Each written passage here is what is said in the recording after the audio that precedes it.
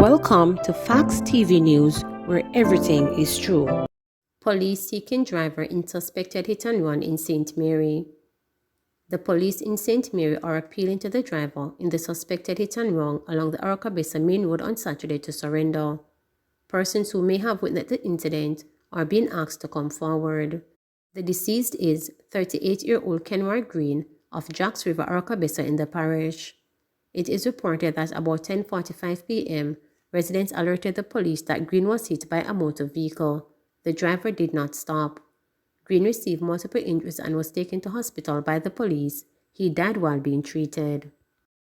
Police probing suspected suicide in St. Elizabeth. The police in St. Elizabeth are probing a suspected case of suicide after a man was found dead in his yard in Littis District on Monday. He has been identified as 38-year-old Mark Francis. It is reported that about 7:30 a.m., Francis was discovered hanging by his neck from a tree in his yard. The police were called to the scene and the body was removed to the morgue. The investigation into the case is ongoing. Jamaica gets first shipment of Pfizer vaccine from France. Jamaica on Monday received approximately 649,350 doses of Pfizer COVID-19 vaccine through the COVAX facility for the government of the French Republic. The vaccines, the first donation of 2 trans from France, arrived via chartered flight at the Norman Manley International Airport in Kingston. Minister of Health and Wellness Dr. Christopher Tufton and Ambassador of the French Republic to Jamaica were on hand to witness the arrival of the shipment at the Norman Manley International Airport. Speaking at the official handover ceremony held at the airport, State Minister in the Ministry of Foreign Affairs and Foreign Trade, Senator Leslie Campbell, thanked the government of France for the donation. He said that it will help to further strengthen the bilateral relationship between the two countries. It is especially reassuring that this is taking place as both our countries look to commemorate the 60th anniversary of the establishment of diplomatic relations later this year on 6 August, the day of our independence, he stated. Campbell applauded the French government for its contribution of more than 75 million vaccine doses, adding that 47.4 million have already been delivered to countries around the country. He noted too that France has indicated that it will be sharing 120 million vaccine doses with developing countries by mid-2022. He also used the occasion to commend the French ambassador for his assistance in supporting Jamaica's health sector. Your kind assistance in supporting the Jamaican health sector is greatly appreciated and marks yet another milestone in our country's dynamic bilateral cooperation in critical areas such as education, skill training, investment shipping and logistics, infrastructural development, and renewable energy, he said. Farmers who suffered losses due to heavy rain to be assisted. Minister of Agriculture and Fisheries Pernell Charles Jr. has indicated that assistance is to be provided to farmers affected by the recent heavy rains in sections of the island. He said the downpour did considerable damage to crops. He said while several parishes outside of the eastern part of the island experienced increased rainfall, the parishes of St. Anne, St. Mary and Portland suffered the most loss in vegetables, condiments, potatoes, pumpkin, poultry and yam. Speaking with reporters, the Agriculture Minister said the affected farmers will get as much support as possible. We have done that and we will continue to do that, he added. According to the Agriculture Minister, extension officers from the Rural Agricultural Development Authority (RADA) are in the fields doing assessments and he expects to receive an extensive report. Charles Jr. pointed out that many of the farm roads were flooded and that this hindered the assessment teams from completing the work in some areas. He assured that the agency is determined to get the necessary information so that the appropriate response can be made. Man charged for stealing $10 million from Portmore vendors. A man accused of stealing $10 million from the home of a vendor has been charged with housebreaking and larceny.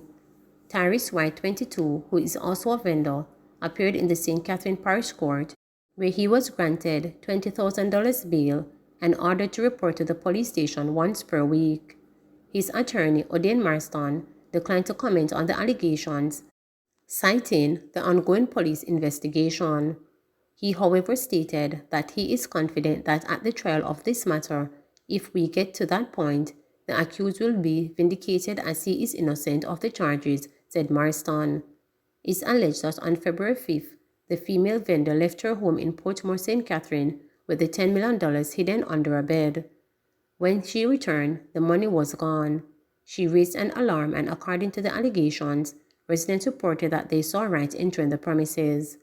It's reported that he was handed over to the police by the complainant and other residents. 128 more COVID-19 cases, one additional death. Jamaica on Monday recorded 128 more COVID-19 cases, pushing the tally to 126,350. Of the new infections, 69 are women and 59 are men, with ages ranging from 3 months and 100 years. A total of 2,315 tests were conducted. The country's positivity rate has moved to 13.9%.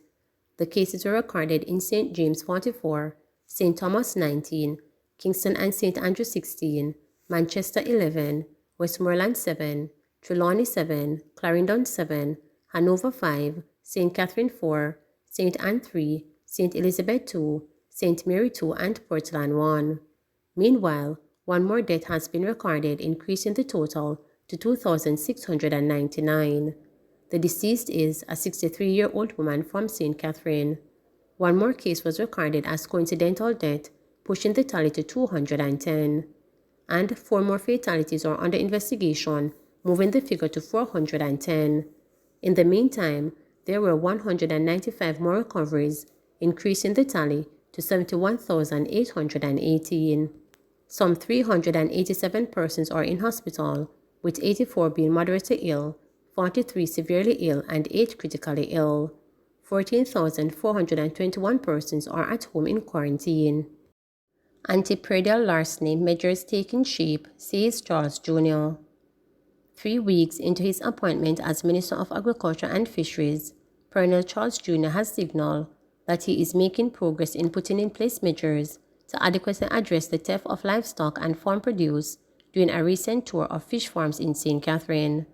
This assurance comes despite the fact that his predecessors and regional counterparts have failed over the decades to characterize in any significant way what the Food and Agriculture Organization (FAO) has described as the most extensive among all crimes committed in the sub-region in terms of the number of persons and families affected.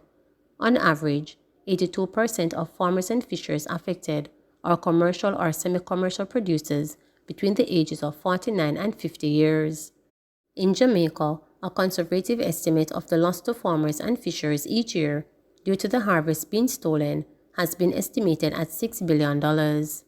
In its comprehensive study, an analysis of the state of predator larceny in member states of CARICOM, which was done in collaboration with the Caribbean Disaster Emergency Management Agency under the umbrella of the Agricultural Sector Disaster Risk Management Committee, the results of which were released in 2013, the FAO noted.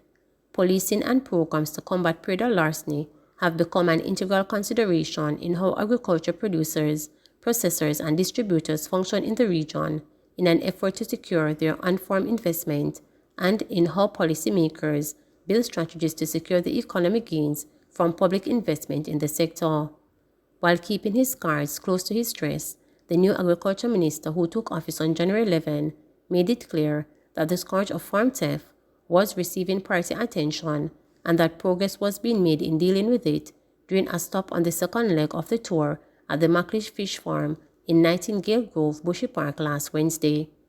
I don't want to give away too much, but myself and Minister Frank Whittle are already in discussion with international players who have the innovation and the best practices. We are sitting down with Superintendent Earl Pascoe, head of the Predator Larceny Prevention Unit, and the Commissioner of Police and his team to see how we can develop the systems. We are going to put in place a network of solutions to make sure that we can protect our farmers, and the warning to the predator larcenists is find another occupation. You won't have a lot of time left to be dabbling in predator larceny because we're going to come for you and we're going to find you. We are going to work with the farmers, and we are going to make sure that you become convicted and lock up so that we can grow our sector safely and get young people and women to feel that this is an era that they can make their investments. The FAO study found that offenders operate in a complex social and economic environment encompassing varied groups of individuals who have developed livelihoods and businesses from the stealing of agricultural produce, equipment, and materials. Each group has developed its own dynamics in a distribution chain where the crime enters undetected into the normal processes of legitimate industry of especially domestic fresh food distribution. Conservative estimates are that 18% of the value of farm output regionally is taken by thieves, resulting in the loss of millions of United States dollars annually.